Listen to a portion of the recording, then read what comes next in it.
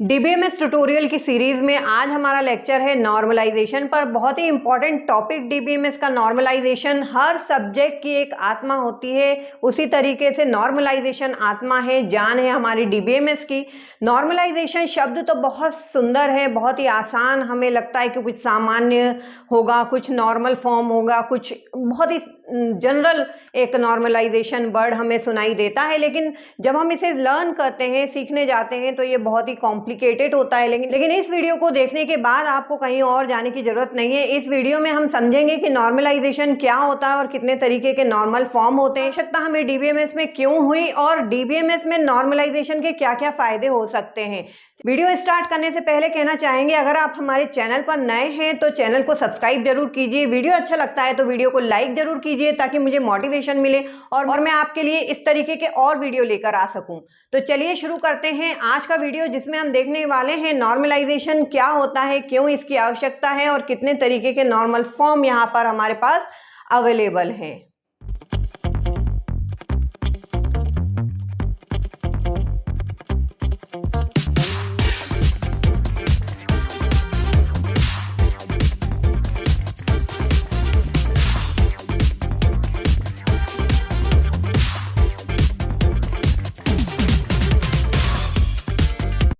तो हम सभी को पता है कि डीबीएमएस में हम क्या करते हैं, डेटाबेस मैनेजमेंट सिस्टम क्या होता है। एक बार फिर से रिकॉल करती हूं मैं आपको कि डेटाबेस मैनेजमेंट सिस्टम में हम किसी भी पर्टिकुलर ऑर्गेनाइजेशन, किसी इंस्टीट्यूट, किसी कॉलेज, किसी पर्टिकुलर कंपनी का डेटा जो है, एक पूरा डेटाबेस तैयार करते हैं टेबुलर के फॉर्म में, और हमारे पास कुछ सॉफ्टवेयर होते हैं जिससे हम उस टेबुलर फॉर्म के डेटा को रिट्रीव कर सकते हैं, अपडेट कर सकते हैं, इंसर्ट कर सकते हैं, उससे इंफॉर्मेशन गेन कर सकते हैं। ठीक है, तो ये पूरा होता है डीबीएमएस। अगर मैं आपसे कहूँ कि एक इंस्टीट्यूट है, कोचिंग क्लास है और उसका डेटा आपको मेंटेन करना है, उसका डेटाबेस तैयार करना है, तो हो सकता है आप कुछ इस तरीके का डेटाबेस तैयार कर दें। सपोज आपके पास, मैंने आपसे कहा कि कोचिंग क्लास है, उसमें कुछ कोर्स चल रहे हैं, तो आपके पास एक कॉलम हो जाएगा कोर्स आईडी,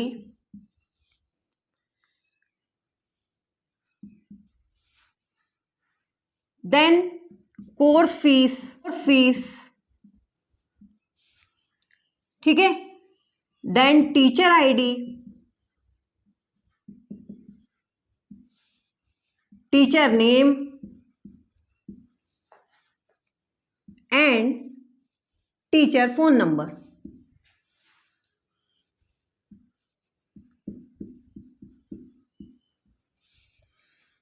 तो हो सकता है कि आप इस तरीके से एक टेबल बना लें जिसमें कि कोर्स के बारे में भी इंफॉर्मेशन हो और टीचर के बारे में भी इंफॉर्मेशन हो। ठीक है, तो हम जब डेटाबेस तैयार करते हैं तो हमें बस ये लगता है कि हम क्या करें, टेबुलर फॉर्म में जो भी इंफॉर्मेशन है उसको, अगर इस तरीके के अप्रोच से अगर हम डेटाबेस तैयार करेंगे तो आगे चल के हमें बहुत सारी प्रॉब्लम आ सकती है। देखें क्या क्या प्रॉब्लम आ सकती है और उसे नॉर्मलाइजेशन में कैसे दूर किया जाएगा।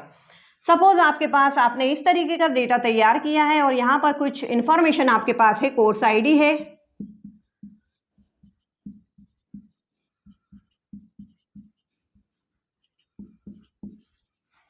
तो अब हमें लगता है कि हमने तो डेटाबेस तैयार कर लिया है और अब हमें इससे जो भी इंफॉर्मेशन लेना है हम ले पाएंगे। लेकिन क्या सही में हम इस डेटाबेस पे काम कर पाएंगे? चलिए देखते हैं। देखिए, यदि आप इसमें इंसर्शन परफॉर्म करना चाहते हैं तो क्या दिक्कत आएगी। आपके पास कोई नया प्रोफेसर आता है, सपोज प्रोफेसर टीना, एक और प्रोफेसर आपके पास आती हैं आपके कोचिंग क्लास में और उनका डिसाइड नहीं है कि अभी कौन सा कोर्स वो पढ़ाने वाली हैं। ठीक है, तो क्या होगा कि जब आप नई एंट्री करेंगे यहां पर,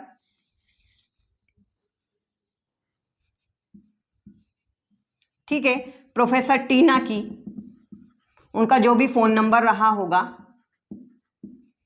और जो भी आप उनको आईडी देंगे, तो यहाँ पे तो एंट्री हो जाएगी। लेकिन अभी उनका डिसाइड नहीं हुआ कि वो कौन सा कोर्स पढ़ाएंगे, आपने कोर्स कोचिंग में लॉन्च नहीं किया है, तो यहाँ पे आपको क्या करना पड़ेगा, नल एंट्री करना पड़ेगा। ठीक है, तो ये क्या होगा, इसे हम कहते हैं इंसर्शन एनोमली। जब हम कोई डेटा इंसर्ट करने वाले हैं लेकिन हमारे पास अभी प्राय पूरी इंफॉर्मेशन शुरू में नहीं है, तो हम क्या करेंगे, आधी ही इंफॉर्मेशन इंसर्ट करेंगे और आधी में हमें नल रखना होगा। तो ये कहलाता है इंसर्शन एनोमली। मतलब एनोमली का मतलब समथिंग, कुछ गड़बड़, जिससे हमारा डेटा जो है वो जो होना चाहिए वो नहीं है। ठीक है, तो वो कहलाती इंसर्शन एनोमली। Insertion anomaly. कितना अच्छा होता अगर ये कोर्स डेटा आप अलग टेबल बनाते हो और ये टीचर की इंफॉर्मेशन आप अलग बना देते, तो टीचर जितने आ रहे हैं या जितने छोड़ के जा रहे हैं वो सिर्फ टीचर वाली टेबल में आप मैनिपुलेशन करते, और कोर्स जितने आ रहे हैं, जितने आप लॉन्च कर रहे हो, जितने आप हटा रहे हो, वो आप कोर्स में एंट्री करते या कोर्स से डिलीट करते। तो यही चीज़ कहलाती है नॉर्मलाइजेशन, जिसमें हम बड़े बड़े टेबल्स को छोटे छोटे टेबल में कन्वर्ट करते हैं और फिर उन्हें किसी पर्टिकुलर कॉलम को प्राइमरी की, फॉरेन की बनाकर उसे आपस में लिंक स्थापित करते हैं। ठीक है, तो आपको समझ में आ रहा होगा, अगर हम इस बड़े सी स्कीमा को, बड़े से टेबल को दो स्कीमा में कन्वर्ट कर देते तो ये इंसर्शन एनोमली हमारे पास देखने को नहीं मिलती। तो आपको समझ में आ गया इंसर्शन एनोमली क्या है। इसके बाद इस टेबल में अपडेशन और डिलीशन एनोमली भी पाई जाएगी। तो सबसे पहले मैं अपडेशन को बता देती हूं। Updation anomaly, updation anomaly. तो अपडेट करना चाहेंगे तो क्या होगा, देखिए, हो सकता है कि हमने यहाँ पे प्रोफेसर जीनत जो हैं वो अपना फ़ोन नंबर बदल रही हैं। ठीक है, अब यहाँ तो आपने हो सकता है कि ये तो हमने छोटा सा एक एंट्री आपके लिए एग्जांपल दिया, हो सकता है ये टेबल और भी बड़ा होता और भी जगह पे जीनत का नाम होता और भी जगह पे जीनत के फ़ोन नंबर होते। ठीक है, तो हो सकता है कि आपने यहाँ पर तो चेंज कर दिया जीनत का फ़ोन नंबर, लेकिन यहाँ पर आप चेंज नहीं कर पाए किसी वजह से, तो आपका जो डेटा है वो क्या हो जाएगा, इनकंसिस्टेंट स्टेट में आ जाएगा। कोई यहाँ से प्रोफेसर जीनत का देखेगा तो यहाँ पे अलग फ़ोन नंबर मिलेगा और यहाँ से देखेगा तो अलग फ़ोन नंबर मिलेगा। तो इसे कहते हैं डेटा की इनकंसिस्टेंट स्टेट, कहीं से कुछ और इन्फॉर्मेशन और कहीं से कुछ और इन्फॉर्मेशन हमें मिल रही है। तो अपडेशन एनोमली यही कहलाता है कि बहुत सारा रिपीटेशन यदि रिकॉर्ड है हमारे पास और यदि हम उसे में अपडेट करते हैं, कोई चेंज करना चाहते हैं, तो कहीं अपडेट हो जाता है, कहीं अपडेट नहीं होता है। इसी को हम कहते हैं अपडेशन एनोमली। ठीक है, तो इसका भी ये जो हमने आपको तरीका बताया कि इस बड़े से टेबल को यदि दो टेबल में हम कन्वर्ट कर देंगे तो ये अपडेशन एनोमली हमारी नहीं होगी। कैसे नहीं होगी वो मैं आपको अभी कन्वर्ट करके बताऊंगी, है ना। पहले हम समझ लेते हैं कि इंसर्शन, अपडेशन और डिलीशन एनोमली क्या होते हैं। तो इंसर्शन, अपडेशन हमने समझ लिया है। अब हम देखते हैं डिलीशन में क्या प्रॉब्लम आने वाली है।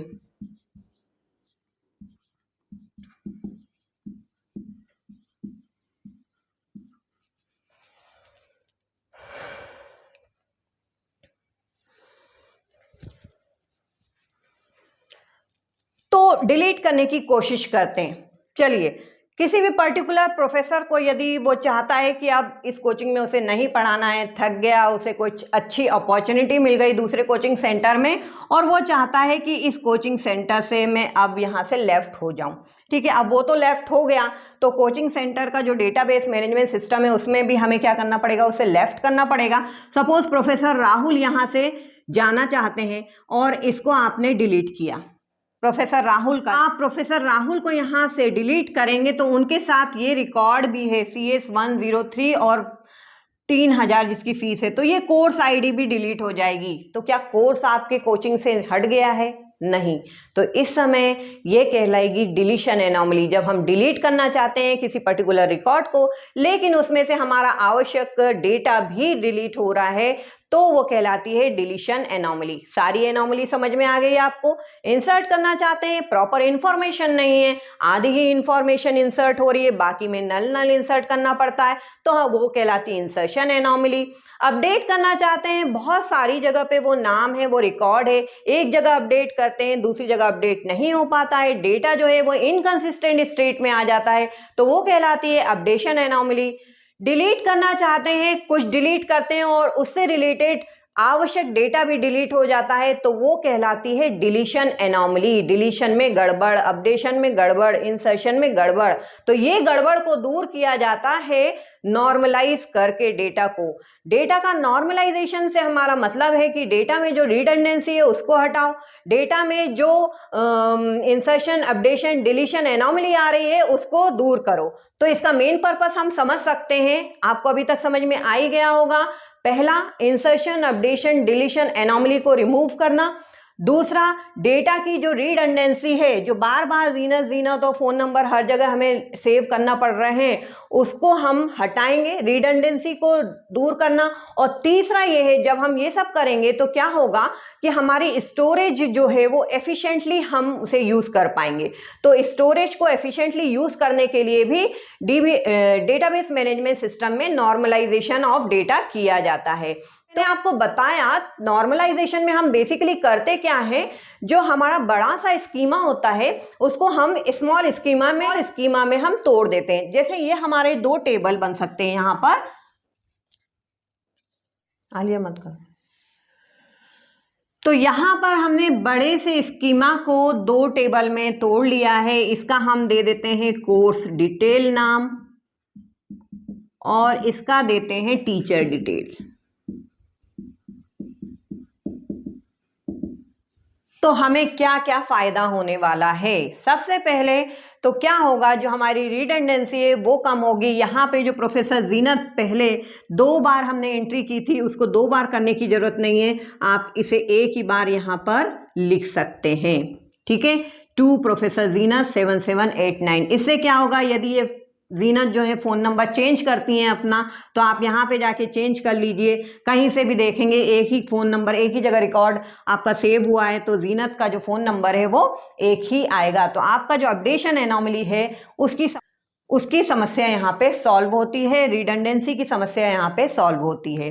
ठीक है, अब कोई हमें इंसर्शन करना है, जैसे प्रोफेसर टीना आई थी हमारे पास, नई प्रोफेसर, लेकिन उनका कोर्स डिसाइड नहीं था, नल की एंट्री करना पड़ रहा था जब ये एक ही टेबल थे। लेकिन अब 2 टेबल हो गए हैं यहाँ पे कोर्स में, किसी भी तरीके की हमें नल की एंट्री करने की आवश्यकता नहीं है। हमने प्रोफेसर टीना को यहाँ पर जगह दे दी है। ठीक है, तो ये हमारी जो इंसर्शन एनॉमली है, इसके कारण जो समस्या हो रही थी वो भी समस्या यहाँ पे सॉल्व होती है यदि हमने 2 टेबल बना दिए। इसमें दिख ही रहा होगा एक बात आपको कि टीचर आईडी इसमें भी है और टीचर आईडी इसमें भी है। तो जो रिलेशन है, रिलेशनशिप जो थी कि कौन सा टीचर कौन सा कोर्स पढ़ा रहा है, वो यहाँ पे हम क्या कर देंगे, इसको बना देंगे प्राइमरी की और इसको बना देंगे हम फॉरेन की। ठीक है, प्राइमरी की और फॉरेन की का कॉन्सेप्ट हमने आपको बताया है अपने वीडियो में। अगर आपने नहीं देखा है तो जल्दी से समझ के आइए, ताकि आपको समझ में आएगा कि ये लिंक स्थापित करने से किस तरीके से हमारा जो डेटा है वो वही इंफॉर्मेशन देता है जो हमारा एक बड़ा टेबल दे रहा था। क्योंकि फॉरेन की जो हमारी प्राइमरी की को रिफ़र कर रही है वो ये बताएगी कि 1 नंबर का ये जो है ये भी 1 नंबर से इधर से एसोसिएट है, तो 1 नंबर से प्रोफेसर अरुण और ये टेलीफोन नंबर मिल जाएगा, और 1 नंबर से प्रोफेसर अरुण 101 को पढ़ा रहे हैं, 1000 फीस ले रहे हैं, ये यहाँ से इंफॉर्मेशन मिल जाएगी। ठीक है, नेक्स्ट, इंसर्शन और अपडेशन की समस्या हमारी सॉल्व हो गई। नेक्स्ट हमारी जो एनॉमली थी वो थी डिलीशन। मुझे लगता है इंसर्शन, अपडेशन एनॉमली और डिलीशन एनॉमली अब आप ज़िंदगी में कभी नहीं भूलेंगे इस वीडियो को देखने के बाद। डिलीशन एनॉमली क्या थी कि कुछ हमें डिलीट करना है, कोई प्रोफेसर ऊब चुके हैं इस कोचिंग क्लास से, उनको अच्छी अपॉर्चुनिटी मिल गई है, प्रोफेसर राहुल यहाँ से निकलना चाहते हैं, छोड़ना चाहती हैं, हम बोलेंगे हाँ भाई छोड़ दीजिए, आपको भी यहाँ से डिलीट किया जाता है और यहाँ से डिलीट करना पड़ेगा। इस पर्टिकुलर कोर्स को डिलीट करने की हमें आवश्यकता नहीं पड़ेगी। ठीक है, तो ये कहलाती है हमारी नॉर्मल फॉर्म, जिसमें हमने बड़ी सी स्कीमा को छोटे छोटे 2 स्कीमा में कन्वर्ट किया, आपस में लिंक स्थापित कर दिया ताकि हमें वही इंफॉर्मेशन मिल सके जो हमारी बड़ी सी स्कीमा की मिल रही थी। तो नॉर्मलाइजेशन क्या होता है? नॉर्मलाइजेशन एक ऐसी प्रोसेस है जिसमें हम अपने डेटाबेस को इस तरीके से डिज़ाइन करते हैं कि उसमें रिडंडेंसी नहीं हो, और इस तरीके से हम टेबल फॉर्म क्रिएट करते हैं टेबल को 2 या 2 से अधिक टेबल में विभाजित करते हैं कि हमारी इंसर्शन एनोमली, डिलीशन एनोमली और अपडेशन एनोमली के कारण जो समस्या आ रही थी, जो डेटाबेस हमारी इनकंसिस्टेंट स्टेट में आ रहा था, वो हमारा ना आए और हमारा डेटाबेस हमेशा सही इंफॉर्मेशन दे और हमारा डेटाबेस हमेशा कंसिस्टेंट स्टेट में रहे।